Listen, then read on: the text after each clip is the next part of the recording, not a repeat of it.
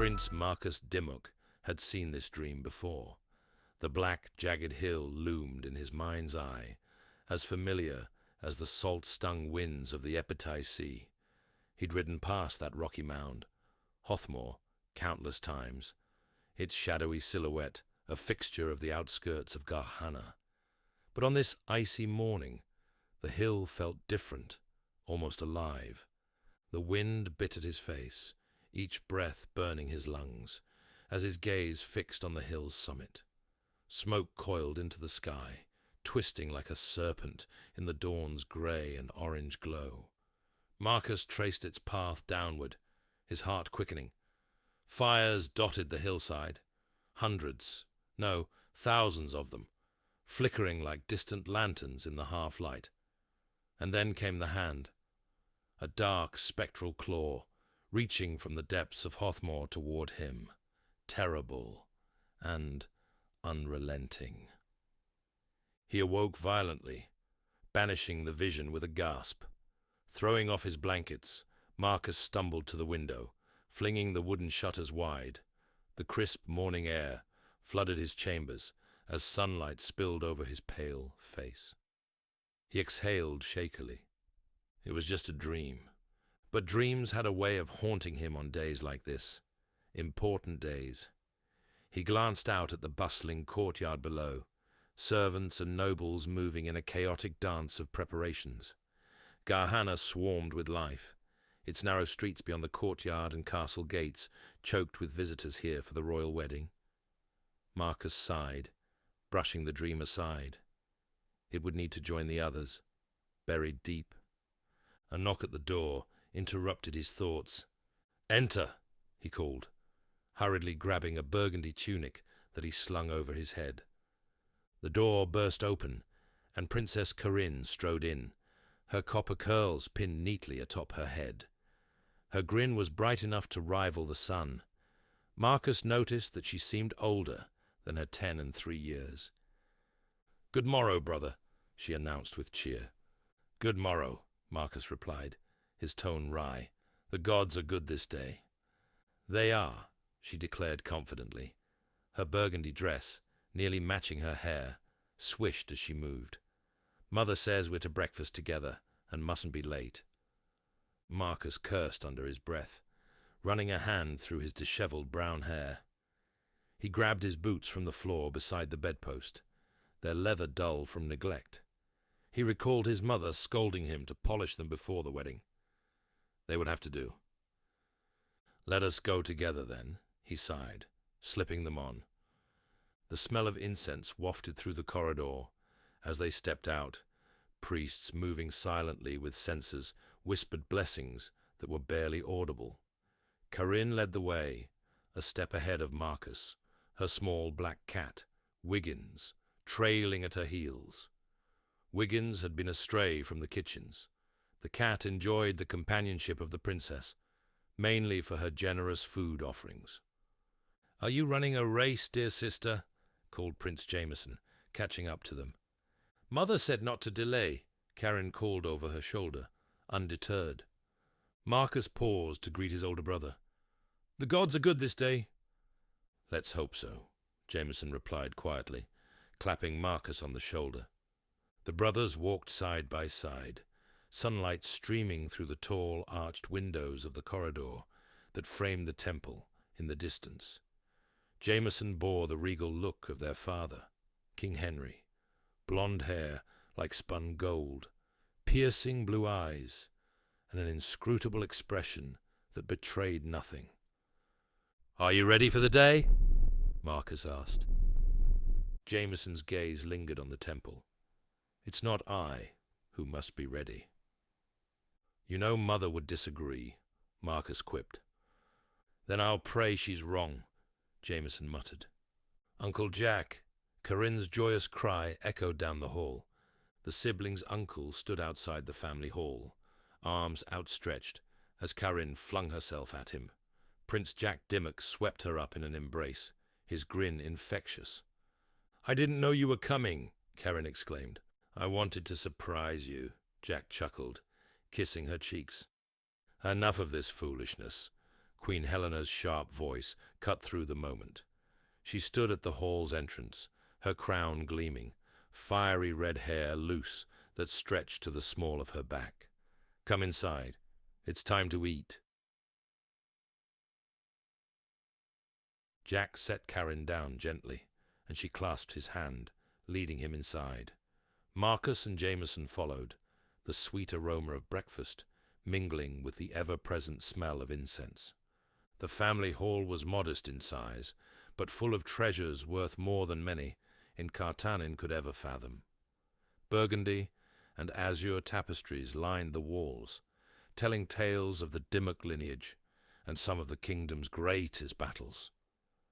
A bronze statue of King Henry in his youth stood proudly in one corner on a marble pedestal. Jack sighed as he looked around. "We used to hate this room as children. Henry and I have grown fond of it," Helena replied coolly. "I'm sure you have," Jack said with a sly grin, raising his hands in mock surrender. Jack was a stranger to the royal children, more myth than man. His home was the Epitay Sea, his visits fleeting.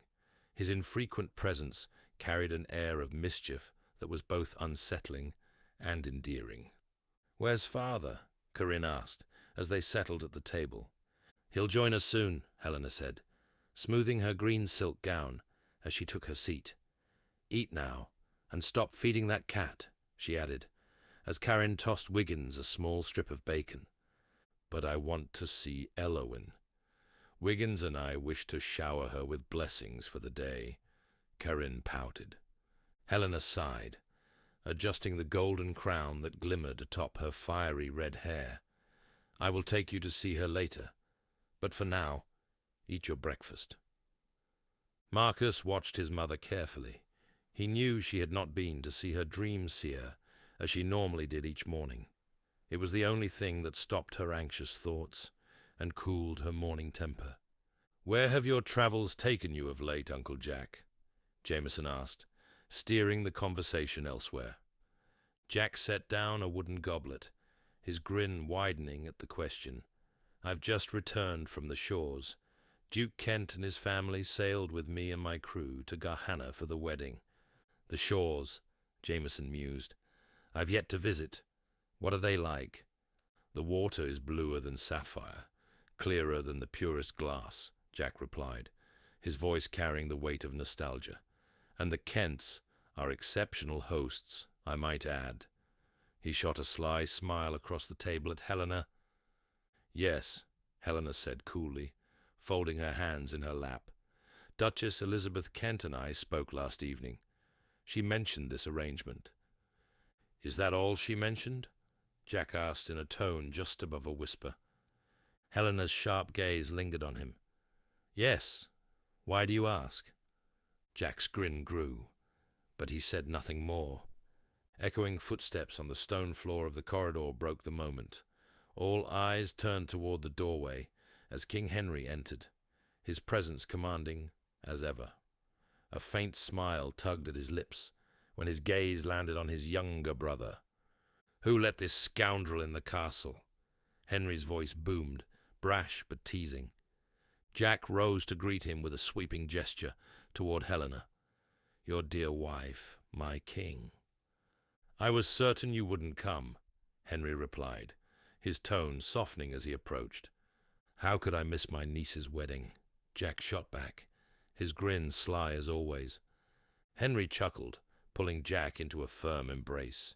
The brothers hit one another on the back. Each slap grew louder as the brothers competed, as was their custom. "Henry, time is against us today," Helena interjected, her tone sharp as a blade. Yes, I know," Henry muttered, waving her off as he took his seat at the head of the table.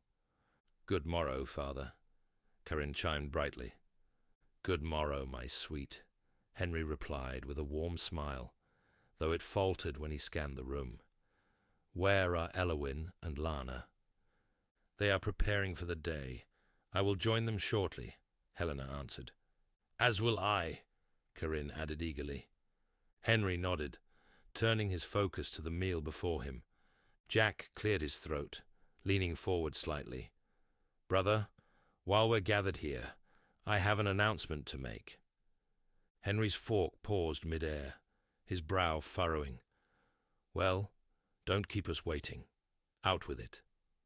Helena crossed her arms, her piercing gaze shifting to Jack. Jack's grin returned, mischievous and unapologetic. "I am to be wed." The table erupted with exclamations of surprise and congratulations. "Who is the lucky lady?" Helena asked, her tone as icy as her smile. "Lady Jade Kent," Jack declared, his eyes gleaming. Helena nodded stiffly, her smile unwavering but cold. "Brother," Jack continued, his voice growing more solemn, "I would be honored to have your blessing." Henry's expression remained unreadable as he set down his utensils with a soft clink. "I never thought I'd see the day you'd settle down," he admitted, his tone heavy with meaning. "But if this is your choice, the blessing is yours." Helena's lips tightened, her gaze flitting between her husband and Jack. "And when is this union to take place?" "In 2 months, at the shores. Duke Kent has graciously offered to host the celebrations," Jack replied, his grin widening. Corinne clapped her hands together. "Oh, father, can we go? Please?"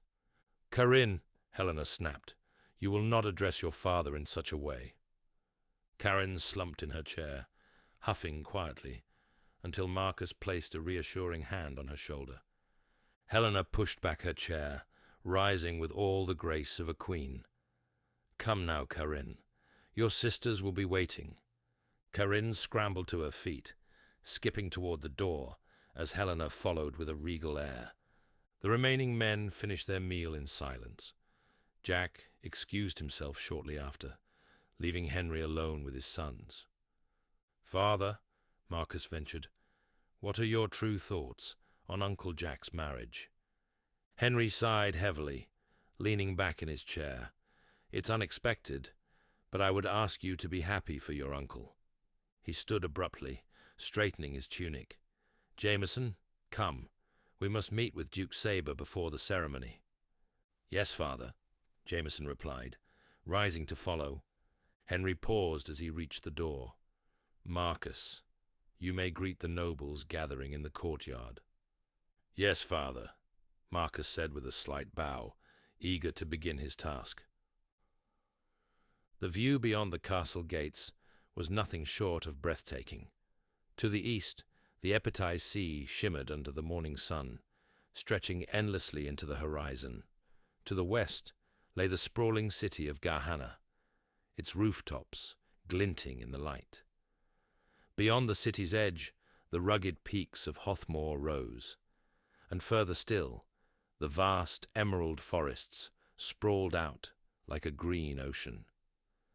Prince Marcus descended the stone steps leading to the garden courtyard. The lush greenery framed the path to the ancient limestone temple, its beauty as striking as ever.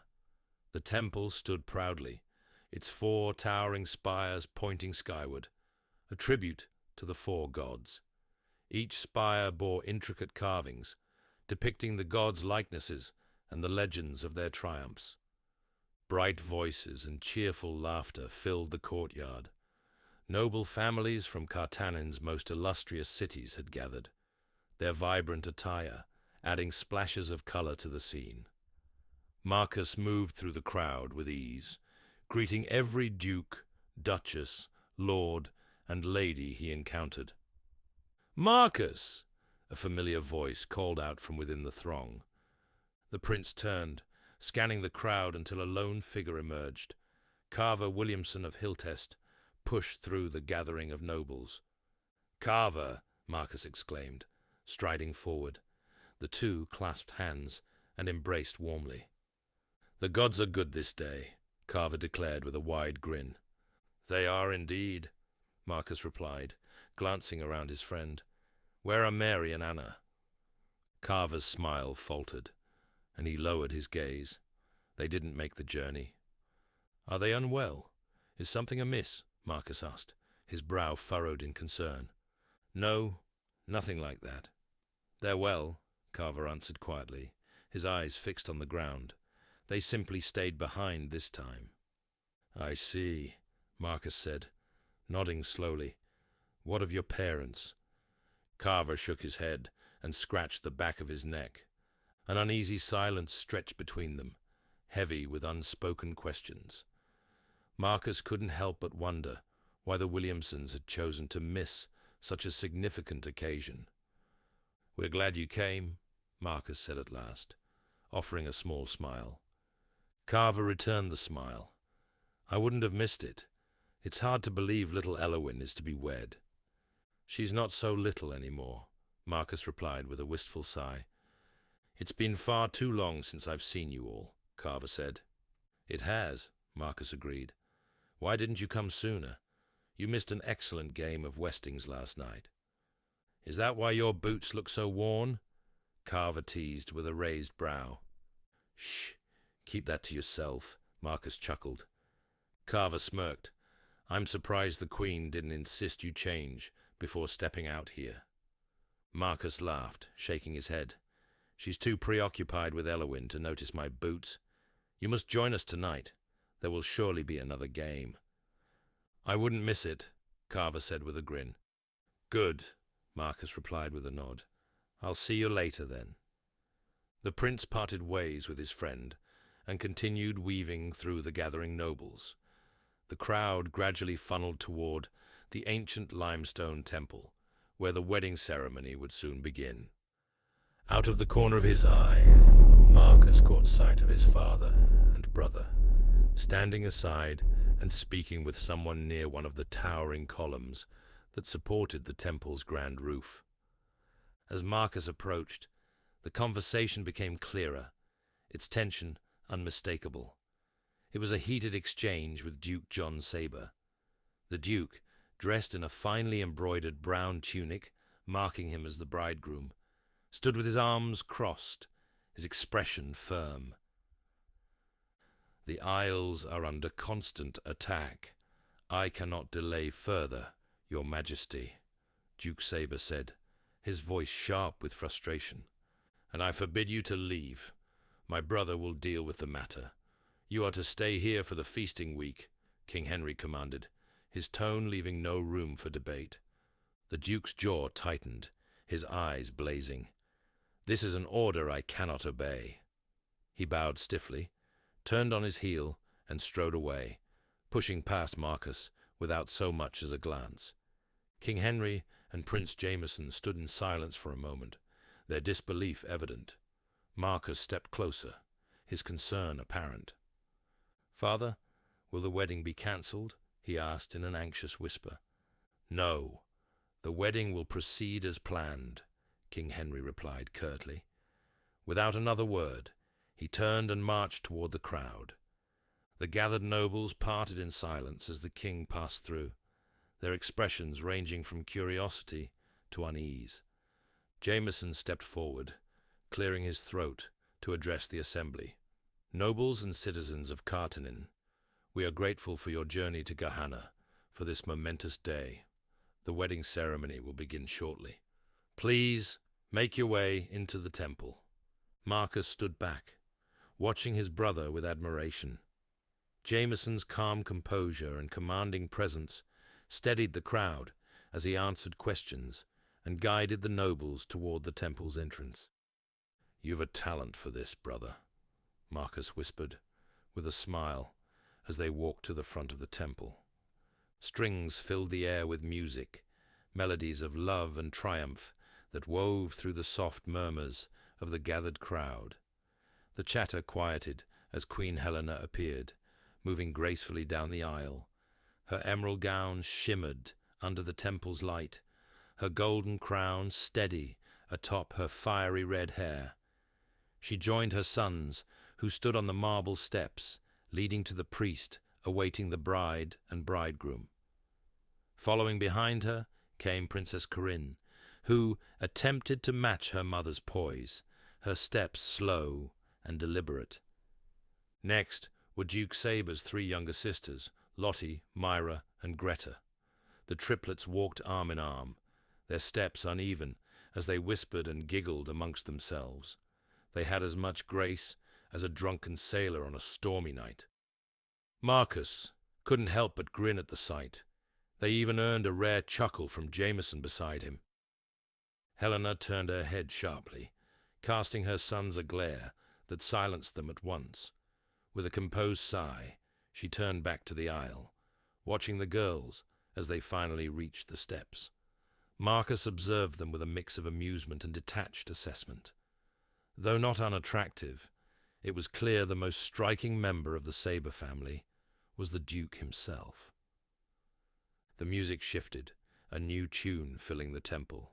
It was the Saber family's song, a hymn steeped in tales of sea battles and legendary monsters. Marcus could hear the lyrics in his head. It was far from romantic. From what he could remember, its martial tone was almost at odds with the occasion. A long shadow stretched across the aisle as Duke John Saber stepped into view. His stride was precise, each step more like a soldier's march than a bridegroom's procession. The battle hymn seemed almost written for him, perfectly matching his movements. Marcus felt his stomach tighten. He already disliked the Duke, and their earlier encounter with his father had only deepened that feeling. The Duke was a tall figure with dark brown hair and eyes to match. His chiseled face was framed by a neatly trimmed beard, lending him an air of authority that bordered on severity. He looked every bit the part of a man destined to marry a princess. Still, an uneasiness rested in Marcus's stomach when thinking of this man being the husband to his younger sister. Reaching the steps, he paused, turning to face the crowd with a commanding presence that left the room momentarily quiet. The music shifted again, prompting the crowd to rise. At the grand doors of the temple stood King Henry, with Princess Elowin on his arm. The princess held tightly to her father as they made their way down the aisle. Elowin's auburn hair seemed to catch the sunlight, her silver crown gleaming atop her head. Her deep blue eyes were as striking as ever. Though her lips did not curve into a smile, her eyes betrayed a quiet joy. Her silver gown cascaded elegantly around her, the long train flowing behind her like a shimmering river. As they reached the Duke, the final note of the music faded, leaving the temple in silence. All eyes were on the king and his daughter. Duke Saber gave a respectful bow, which Elowin returned with a graceful bow of her own, as was customary. King Henry gazed lovingly at his daughter, pressing a kiss to her cheek before guiding her to stand beside her betrothed. He then ascended the marble steps to join Queen Helena, taking his place among his family and facing the gathered nobles. The Duke took Elowin's hand and led her up the steps to the priest.